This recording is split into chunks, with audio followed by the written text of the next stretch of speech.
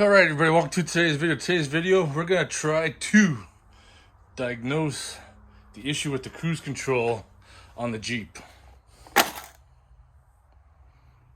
Now if you guys have been following my journey on my 2014 Wrangler JKU, you know I picked this up as a mechanic special from the dealership. Quite a few issues that we've been working on, doing a lot of DIY videos. So if you're into the DIY videos, you can see them on my other channel, BSK Garage, where I have a playlist of all the DIY videos I've done. So today, I'm gonna try to poke around with the cruise control a little bit. Cruise control didn't work when I got it. There was also no codes relating to the cruise control. So I assumed when I was getting parts for the Jeep that it'd be pretty simple. There's no codes, no nothing, that it would have been the switch. So I replaced the switch right here and then did a diagnostic pinout of the switch, and it turns out the switch is good. So now here I am a few months down the road and some codes are starting to emerge. I'm still thinking it might be related to the clock spring, but also might be something else. So we're gonna dig into it deeper. So we're gonna pull up the codes using this ThinkDag by ThinkCar that they sent to me a little while ago. This is a very affordable bi-directional scanner, has a subscription service that can do everything that my Autel 906 BT can, except doesn't come with its own tablet. You use your phone instead, but as far as I can tell, they both do pretty much the exact same functions. So we're gonna plug this in, we're gonna get the codes, and we're gonna see what the heck and dig in deeper. When you plug it in, lights up blue, or green I should say. I'm trying to be colorblind here. Turn the ignition on.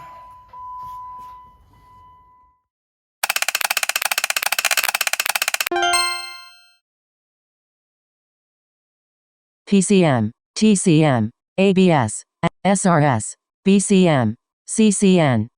Radio not equipped. AMP, amplifier, ESM, electronic shifter module no fault code.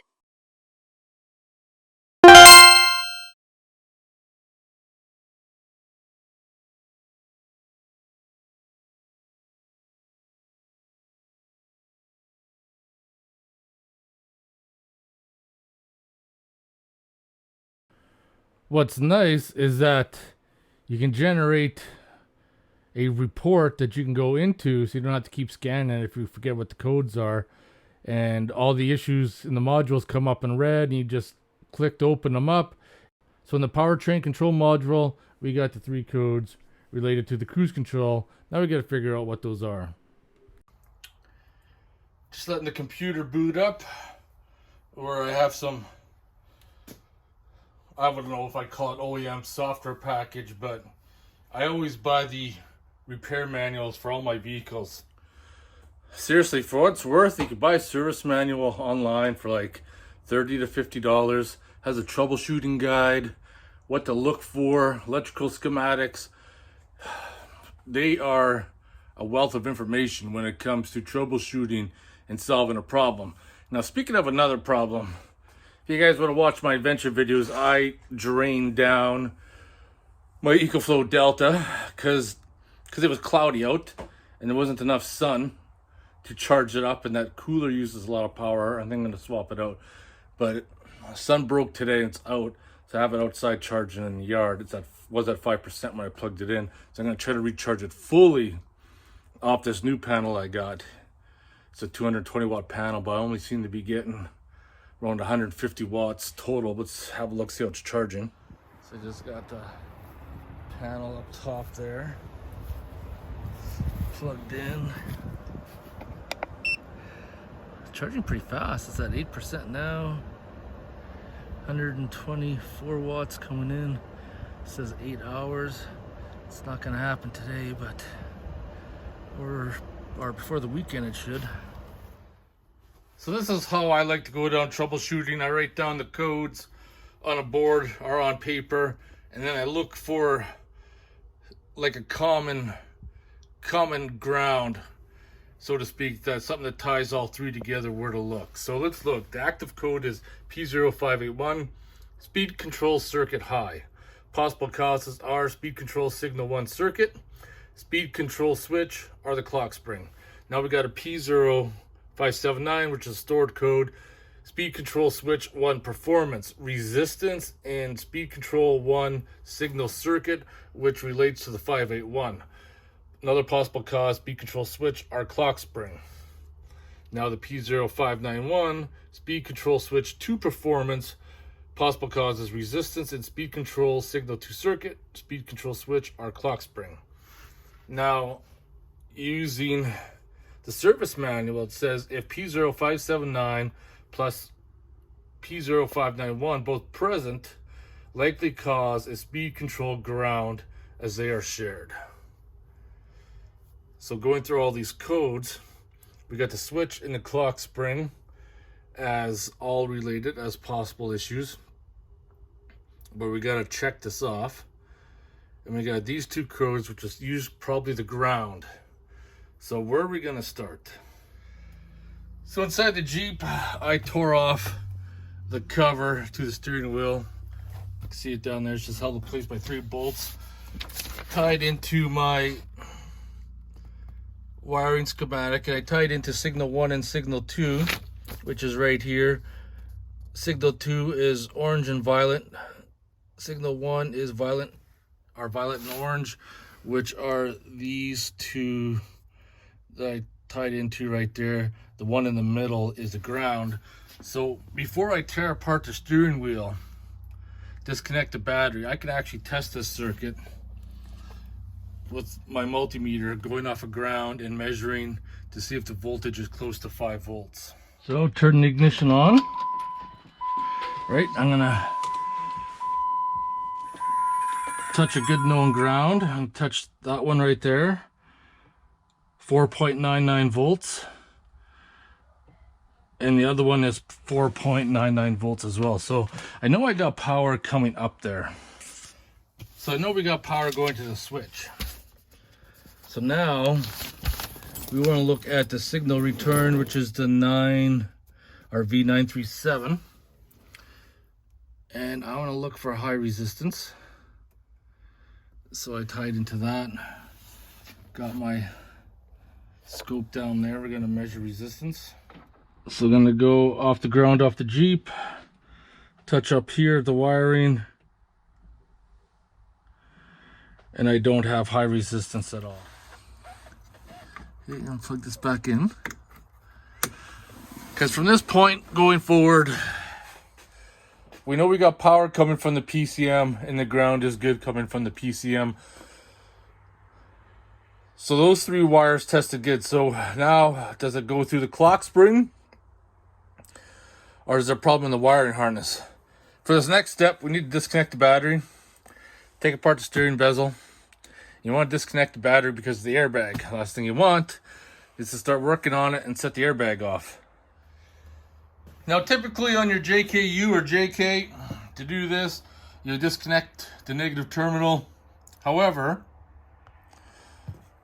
I'll zoom out. I got the Genesis dual battery system.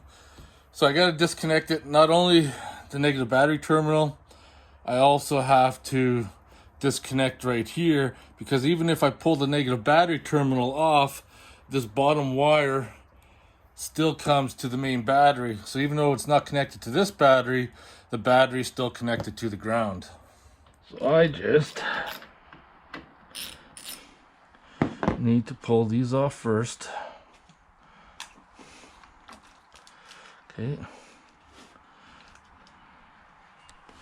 And then same with this. Pull that. Now that the battery's disconnected, we will need to connect it afterwards, but we can go ahead, start taking apart the steering wheel. We're gonna start by removing the airbag. And I'm not gonna go all the way through all this, because if you guys wanna watch that, I have a video on my second channel, BSK Garage, detailing how to take it apart.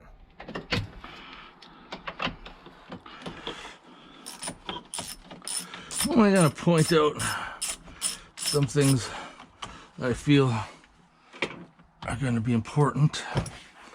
As I get this, kind of want to hold this or the airbag as you're removing this. You gotta be very, very careful because there is 2 sets of wires right there, so you can't pull on it. They got little tabs on the side, and then there's this one right down here. There. Now, when you set an airbag down, never sit it face down. Always sit it so that the airbag goes off, it's not going to be like a rocket. So just set it like that. So I got the airbag removed.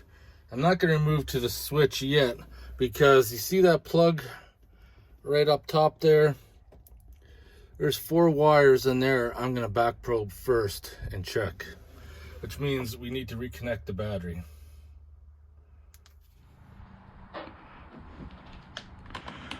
All right.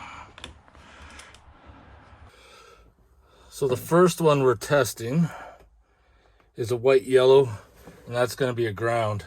I've not tested the other source of that ground, but we're just going to test the ground to the clock spring. And I shouldn't need power to test that. So I'm going to touch that probe.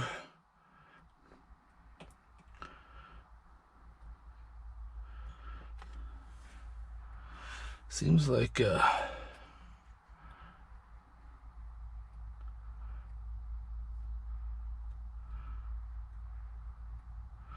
seems resistance might be a little high on that ground.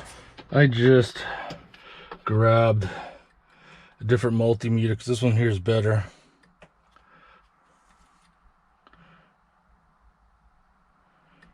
Yeah, I got a resistance of 12 something. Seems a little high. Next wire I'm going to check for resistance is the V937, which is the gray wire. Try to get in there. Second over from the right there. You got the green wire, then I'm plugged into the gray wire. Check for resistance. Now I'm just checking resistance to ground, not resistance to the PCM plug. Let me get in there.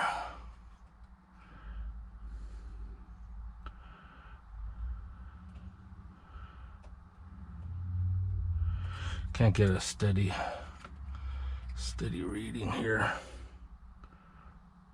1.1 is the resistance. So I might actually have a problem with that ground. I'm just going to measure voltage. So on the green wire right there, I'm going to measure if it's going to have about 5 volts. That green wire is signal 1. I should be able to get a ground just off the steering wheel here.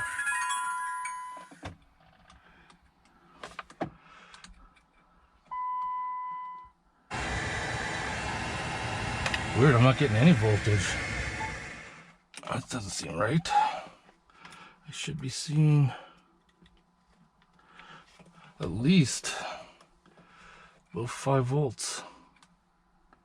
Nope, nothing. I'll try a different ground. Nope.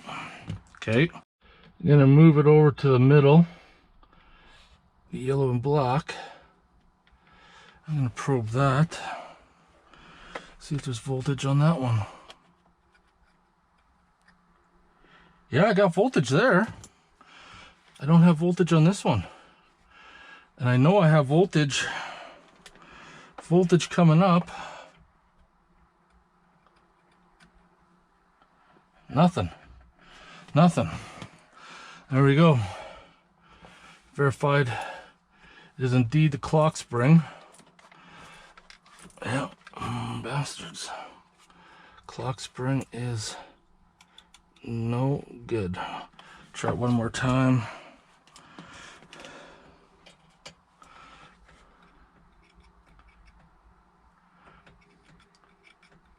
Yeah, nothing. But as soon as I move this over to the other one,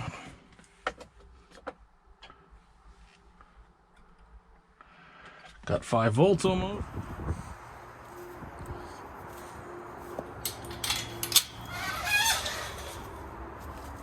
Hello there, sleepyheads. Do you want to go inside? Do you?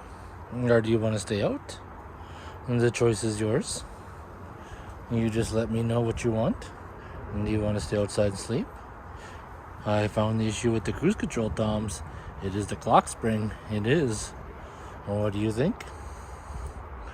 What was your thoughts? Belly rubs? Belly rubs? Doms.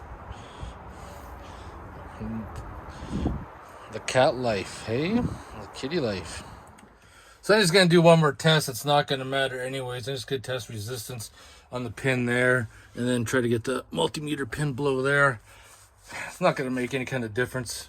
Just mentally, I want to make that note that there will be no continuity, which is pretty obvious because we have power coming to the plug, but no power coming through the clock spring, which tells me that's the problem, the clock spring.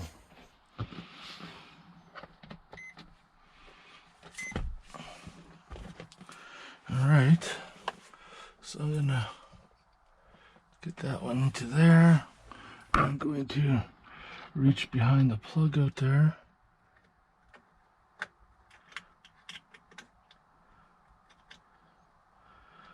Yeah, nothing. If I move to the third one and try to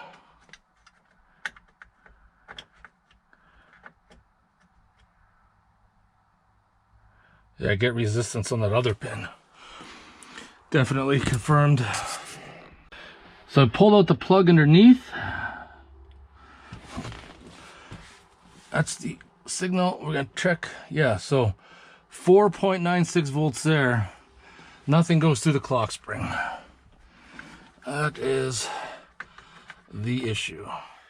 Well, I just got everything back together for now.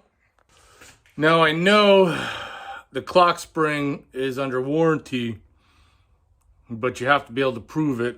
So if they think it's not the clock spring, you got to pay for a diagnostic fee and everything else. And one person's getting their clock spring done right now, but it's like a month and some out to get a clock spring. However, I can get a clock spring and less hassle from the wrecker used. So I think that's what I might do, because I could do a lot of videos in the process to help build up the DIY videos on my BSK Garage channel, where my goal is to have the most DIY videos for the JK out there. Actually, by the time you guys watch this video, there will probably be quite a bit on there. I think I got over 60 DIY videos filmed already on doing various things. But before I do that, I need to find a steering wheel puller. I believe I have one somewhere. Just one of those things I know I bought, but never ever used. Well, on second thought, I don't have a puller I need. I need the steering wheel puller that has the legs and then like a little angle so it kind of grips. I don't have that one there. So I have to wait for a new kit to come in, and then I'll be good to go to the wrecker. So a few more videos down the road for that. Anyways, we solved the issue of the cruise control. Now it's motherfucking beer time. All right, we're gonna end motherfucking beer time off with this cheap, no-name Pilsner beer. Cheers, everybody. At least it didn't start foaming over yet.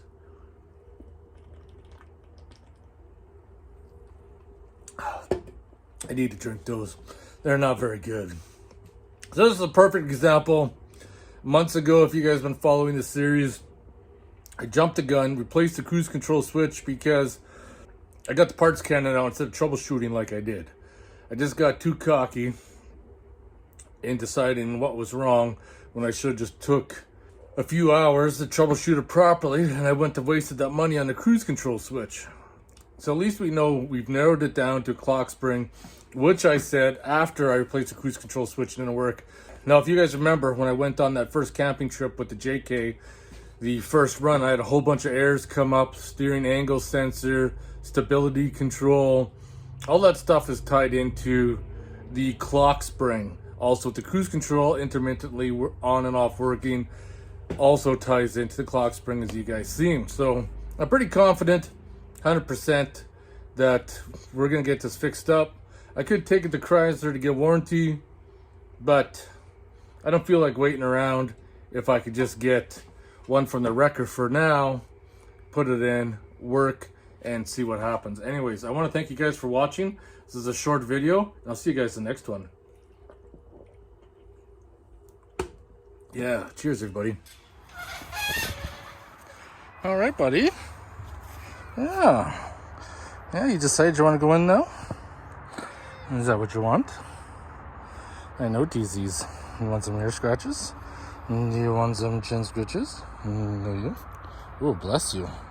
Bless you, TCs. Let's go inside.